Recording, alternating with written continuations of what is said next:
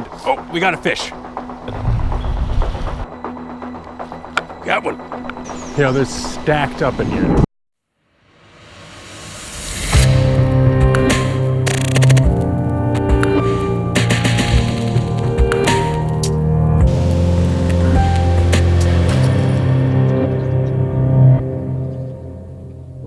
What's up, guys? Welcome back to the Connecticut Angler channel. This is going to be the final video of 2019 and I'm excited to get into it.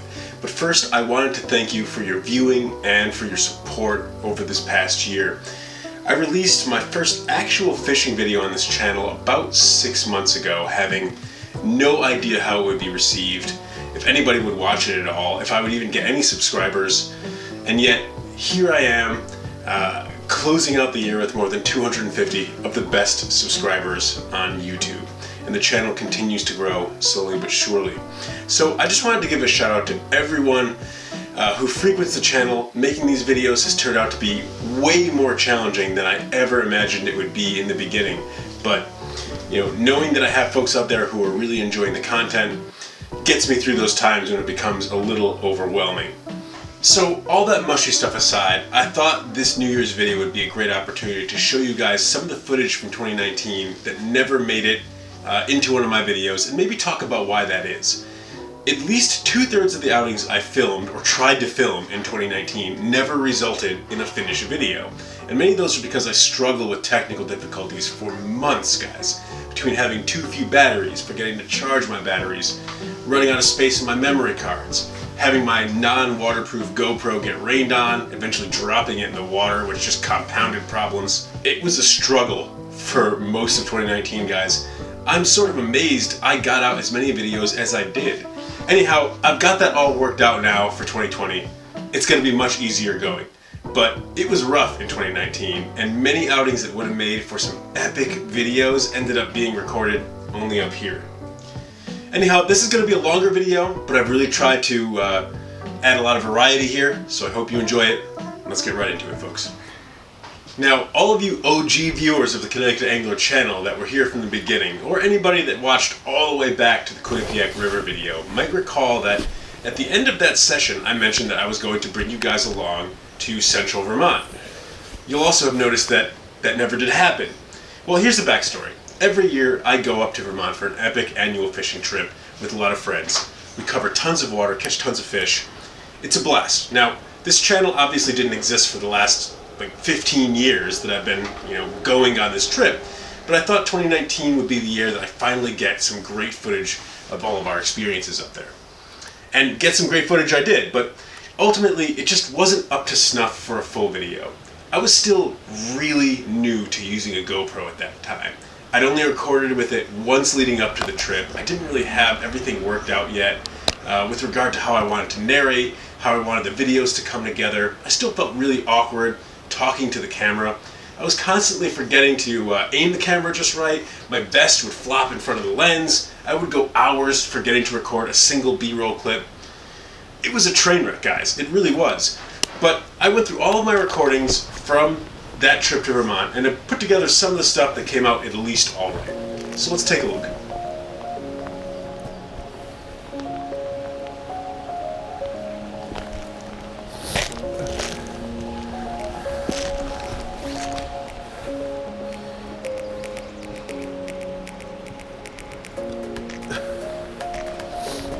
And here we go.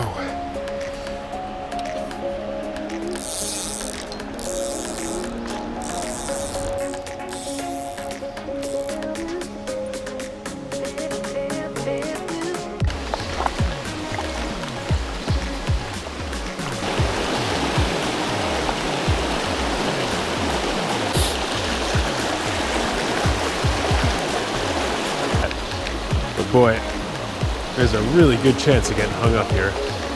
But that pocket looks too nice to not try. There it is, hung up there, hung up down here. I'll tell you what, working against me here. So what I'm gonna do here is head up the bank and walk at a higher elevation here so that I'm not on top of the fish by the time I get to a pool.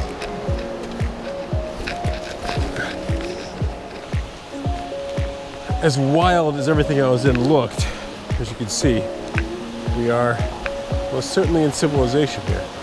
All right, beautiful pool down there, but boy, this is steep. Oh, okay. That was a little tricky. There we go. Oh gosh, look at that pool. Look at that pool. Now the question is, since it could be one of the larger brookies on this river, sitting in a pool that beautiful, do I put the woolly bugger back on? And you know what?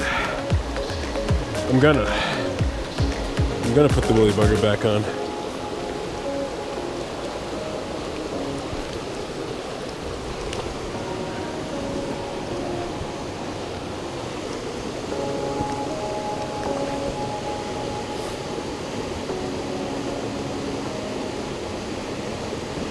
There we go. There we go. There you go, guys. Beautiful. Beautiful brookie. Let's let this little guy go. Right back into that pool. Now, like I was saying earlier, a lot of times you get one crack at it. The next spot I took the GoPro up in Vermont there was East Creek. So let's take a look at how that went.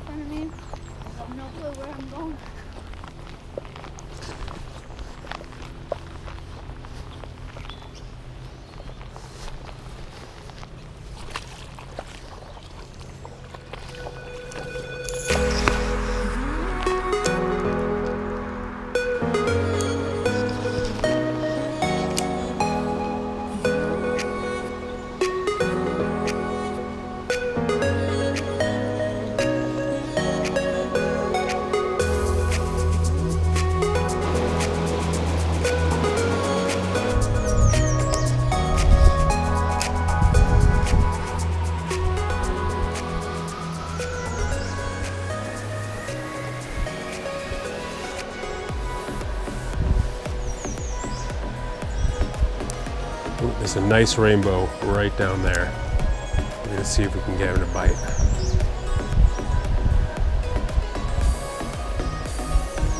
Oh, okay. I just actually walked up on a whole pot of rainbows over here.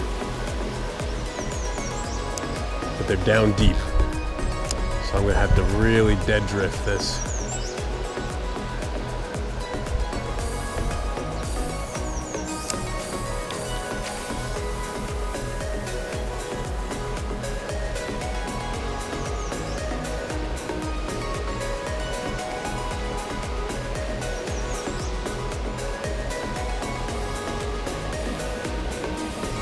You know, they're stacked up in here.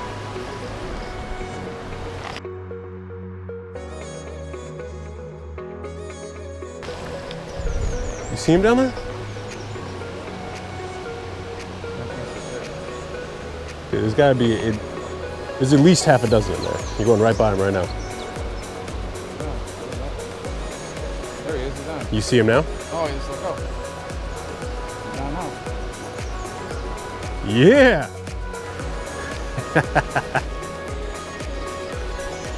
It's a fatty right there.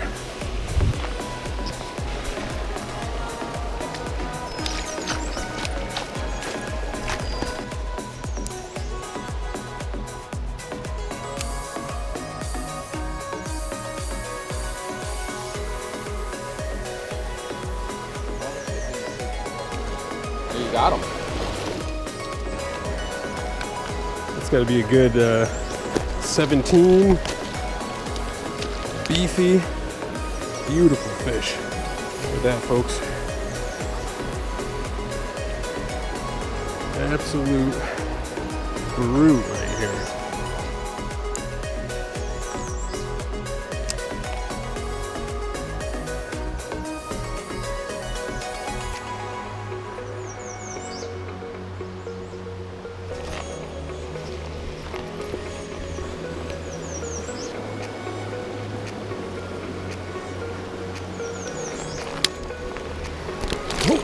Well, not the most graceful release, but he looks Literally like about 30 minutes after fishing this pool, I realized that my phone wasn't clipped on my waders like it usually would be.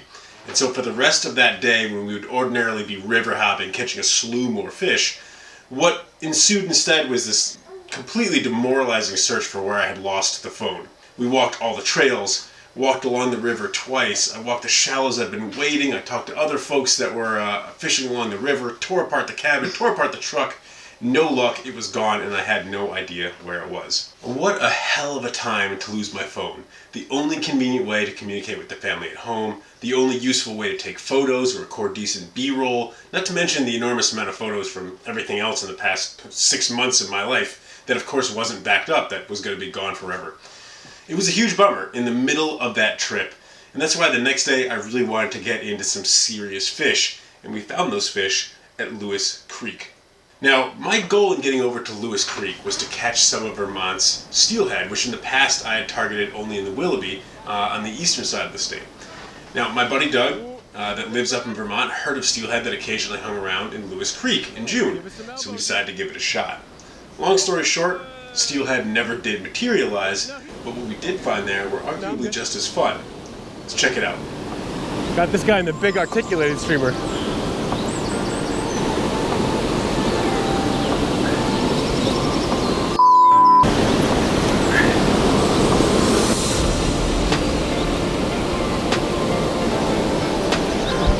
Look at that beast.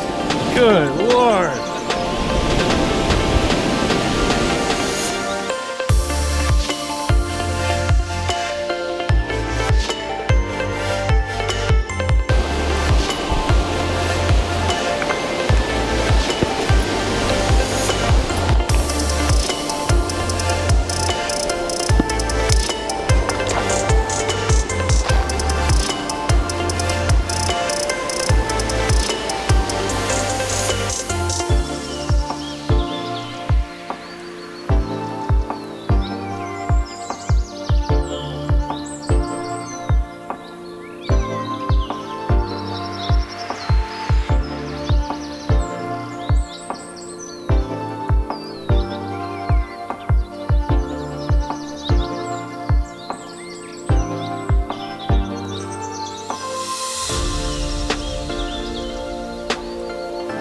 Oh, and on a side note, shortly after catching all of these fish, I got word that my phone had actually been found, believe it or not. I had left it on my tailgate, it flew off onto the highway, got run over Lord knows how many times, and somehow I was actually still able to power it on and back it up to my computer so that I could save all of the data. Go figure. Next up was a late June trip to the Gulf of Mexico to stay with some family. And let me tell you guys, I thought I was going to come back with some legendary footage of big, bizarre saltwater fish. And the reason I thought that was that back in 2018, when I was staying in the same place, I caught a slew of fish. I got my first speckled trout, tons of catfish, all kinds of other weird fish out of the surf. I hooked a shark that bit me off just a couple feet from shore, and the grand finale was a behemoth stingray that had to be at least 4 feet across, several feet longer, that ended with a 20-minute fight as people gathered around me in the beach. It was absolutely epic. So I thought to myself, 2019 is going to be nuts, and I'm going to get it all on the GoPro. And the bite this year was abysmal. Fish just didn't materialize. I caught a handful of little guys, which I'm going to show you one of in a moment, but otherwise I ended up getting a whole lot of footage of me casting and ended up deleting most of it. Overall, of course, the vacation as a whole was fantastic. I had a blast, but the fishing just didn't pan out, and consequently, neither did the video. I don't know what these are exactly, but I think this is what they call croakers. And I'm saying that only because they are literally making a croaking noise. I don't know if you can hear that. Can you hear that? I mean, these are tiny little fish too.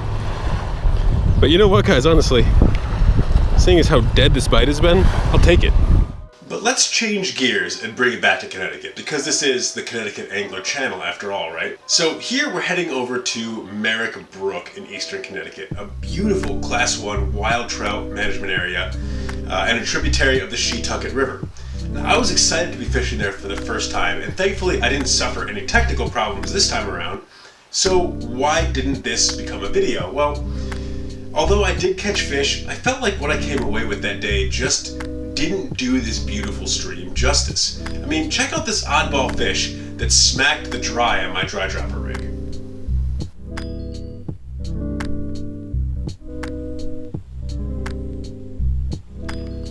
Got one.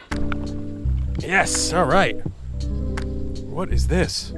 This is not a trout. This is a rock bass. Okay. Well, definitely not something I expected to catch here. There you go, guys. The first rock bass that you've ever seen on Connecticut Angler Channel. That's a real surprise. But I guess you never know what you're going to come up with. Bizarre, right? I mean, I've caught a lot of rock bass over the years. It's not as if that was the first one, but the last place I expected one to turn up was a wild trout stream. But even still, I did get a trout at Merrick Brook. It's just that, well, I didn't exactly look like the most savvy angler while catching it. Well, let's just take a look at the clip and you'll see what I mean. This is very slow moving water here. I don't really know what to make of it. My gut is that it's probably... Oh my gosh. I was just about to say my gut is that it's not holding any fish, and I just hooked a fish. Absolutely incredible, guys. This is a trout. It's a nice little brown. It's a nice brown, guys. It's a nice brown.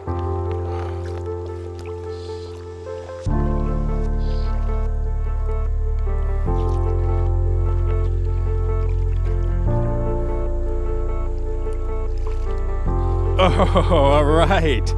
Look at that. Look at that. Okay. Real pro at work here.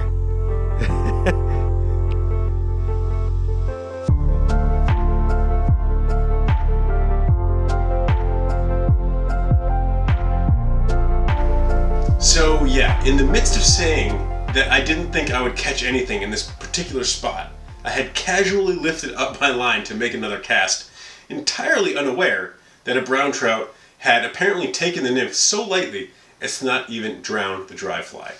So yeah, everything about that session between catching a warm water species and hooking a trout almost by accident just really didn't do a Class 1 wild trout management area any justice. So I filed that footage away and I figured I'd give Merrick Brook a go in 2020.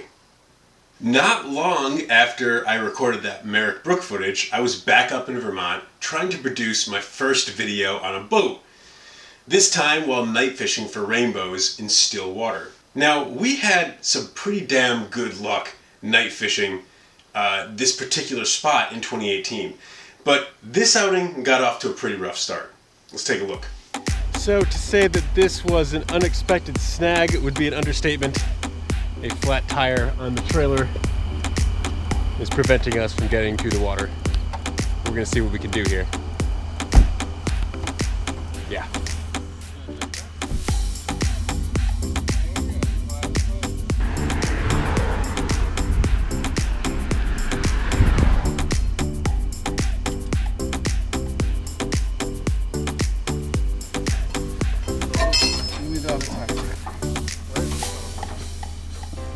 Yeah, that's all it's got, man. You're going down. Yeah, I'm going down. That's getting cut out the video. Oh man, I almost got focused. And we are back in business. No problem. I didn't do most of the hard work, but no problem. After all that, we ended up with, I think, just 2 rainbows, maybe a couple crappie. I mean, good times for sure, but I just didn't envision a video materializing from the footage. Nonetheless, here's a quick clip of one of the trout. Oh yeah. Watch out for the stringer.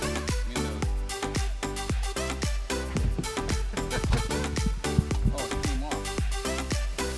Alright guys, hopefully you can see this. First fish of the night right here. Oh, that's probably a 16, 17 rainbow? I'm hoping you guys can see it. My outing on the upper reaches of the Quinnipiac River was yet another example of a technical bungle ultimately killing the chance of putting together a decent video. Now, prior to this trip, I'd set my GoPro to film at a higher resolution, forgetting that my memory card would fill up significantly faster than I was used to. So by the time I was only about halfway through the session, the card filled up and I was stuck trying to delete clips to free up more space without really having the time to sit there and review the footage. The result being that I deleted tons of footage that I would have used for commentary in my video, as well as lots of B-roll shots. I did keep clips of each fish that I caught, but too much of the supporting footage had been lost to be able to turn it into a video. Let's take a look at some of the fish that I got in those upper stretches of the Quinnipiac River.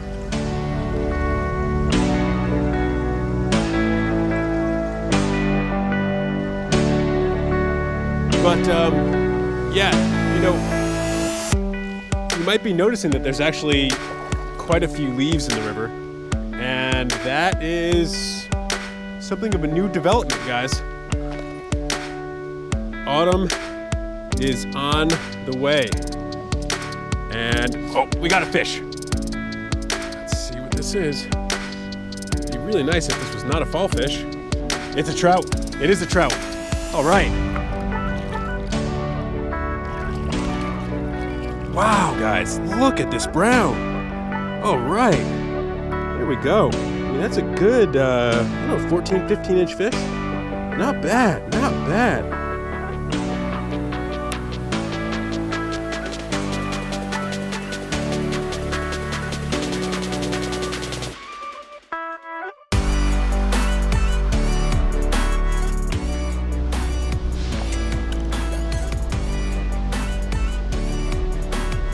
I'm not giving up. Oh, we got a fish. I was just gonna say, I'm not giving up on the Quinnipiac yet. Oh, beautiful, beautiful, beautiful fish. Get the hook out. Look at the exquisite markings on this brown. Just a gorgeous fish.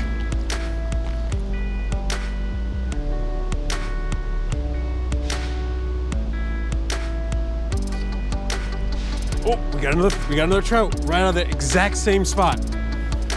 Exact same spot, guys.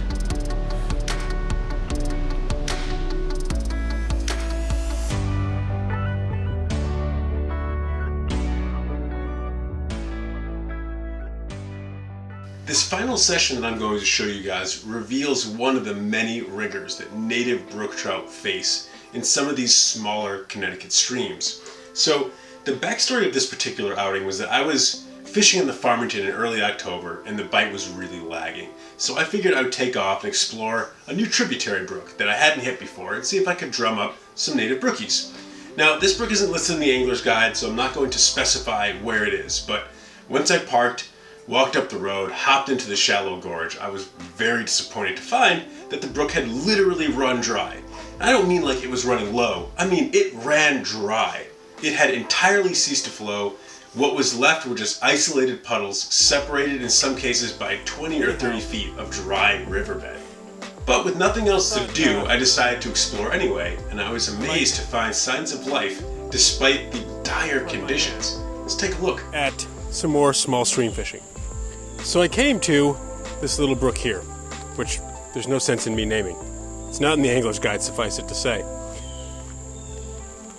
I had a hunch that there might be some trout here, but as you can see, this brook is entirely dried up. Now, you might wonder, how in the world could brook trout possibly live in a place like this? And, you know, I'll be perfectly honest with you guys, it's remarkable that they can, but I don't know if you could just see that. There's literally a couple brook trout in this pool, and when I walked up on it, they actually swam right up with their backs out of the water, skipping from this pool here to that pool over there. I mean, these little brookies are literally just stranded in what are practically puddles, just holding out for more rainfall to sort of free them. Let me show you what I mean here, guys. I mean, I don't know if you see this. I'm sure it's tough to pick out, but this pool is not even my arm span wide, not more than maybe 2 feet across, and there's literally a brook trout about 6 inches long just relaxing in this pool. I'm sure that they're crossing their proverbial fingers, waiting for cooler weather and some rainfall. But about that, guys. Now, some of you may be wondering if I saved those brookies from that little pool, and saving fish from bodies of water that are drying up seems to be kind of a trendy theme in YouTube fishing right now. And don't get me wrong, those are fun to watch, but no guys, I didn't make any effort to save them. For a few reasons really that I'm not gonna babble on about, but even if I was inclined to try and relocate those brookies, the simple fact is I had nothing to transport them in. Anyhow, here's to hoping that they pulled through. Well guys, that just about wraps it up, and I hope you enjoyed this look back at some of the outings that you guys didn't get to see over the course of 2019. This past 6 months was a serious crash course for me in filming and producing fishing videos, and it was a struggle at times, guys, it really was. But I'm happy with what I managed to produce, and I hope you guys have enjoyed it too. So here's to hoping we all have a great year on the water in 2020.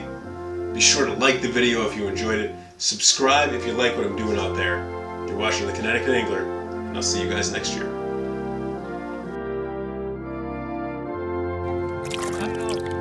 All right, girls. Okay, slowly dump, slowly tip over the bucket so they can get out. Do it slow. Help it get in the water. Help it. Here it goes. There we go. Say bye-bye.